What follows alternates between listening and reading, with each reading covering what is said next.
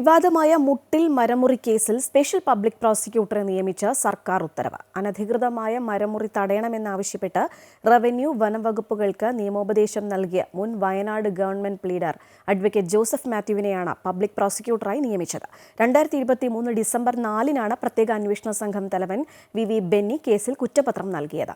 അന്വേഷണ സംഘത്തിന്റെ കൂടി നിർദ്ദേശം പരിഗണിച്ചാണ് സ്പെഷ്യൽ പബ്ലിക് പ്രോസിക്യൂട്ടർ നിയമനം.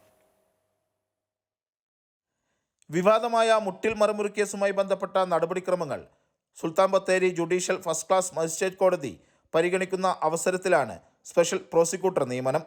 2020 ഒക്ടോബർ 24 ഇറങ്ങിയ റവന്യൂ വകുപ്പ് ഉത്തരവ് ദുർവ്യാഖ്യാനം ചെയ്ത് 112 ഇട്ടിമരങ്ങൾ അഗസ്റ്റിൻ സഹോദരങ്ങൾ മുറിച്ചു കടത്തിയ സംഭവം ജില്ലാ ഭരണകൂടത്തിന്റെ ശ്രദ്ധയിൽ കൊണ്ടുവന്നത് അന്നത്തെ ഗവൺമെന്റ് പ്ലീഡറായിരുന്ന അഡ്വക്കേറ്റ് ജോസഫ് മാത്യു ആയിരുന്നു. മരം കൊള്ളയുമായി ബന്ധപ്പെട്ട് ഗവൺമെന്റ് പ്ലീഡർ നൽകിയ നിയമോപദേശം അന്നത്തെ ജില്ലാ കളക്ടർ ഡോക്ടർ അദീല അബ്ദുള്ള അവഗണിച്ചതും ഏറെ വിവാദമായിരുന്നു.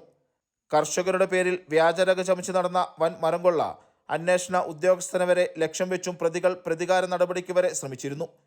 എല്ലാം തരണം ചെയ്തുകൊണ്ടാണ് അന്വേഷണ ഉദ്യോഗസ്ഥനായ ഡിവൈഎസ്പി വി ബെന്നി 84,600 പേജുള്ള കുറ്റപത്രം കോടതിയിൽ സമർപ്പിച്ചത്. 2.5 വർഷത്തെ അന്വേഷണത്തിന് ശേഷമായിരുന്നു കുറ്റപത്ര സമർപ്പണം. മീനങ്ങാടി പോലീസ് രജിസ്റ്റർ ചെയ്ത കേസ് കൊള്ളയടിക്കപ്പെട്ട മരങ്ങളുടെ കാലപ്പഴക്കം, DNA പരിശോധനകൾ എന്നിവ പൂർത്തിയാക്കിയതാണ് കേസിലെ പ്രധാന തെളിവുകളിലൊന്ന്.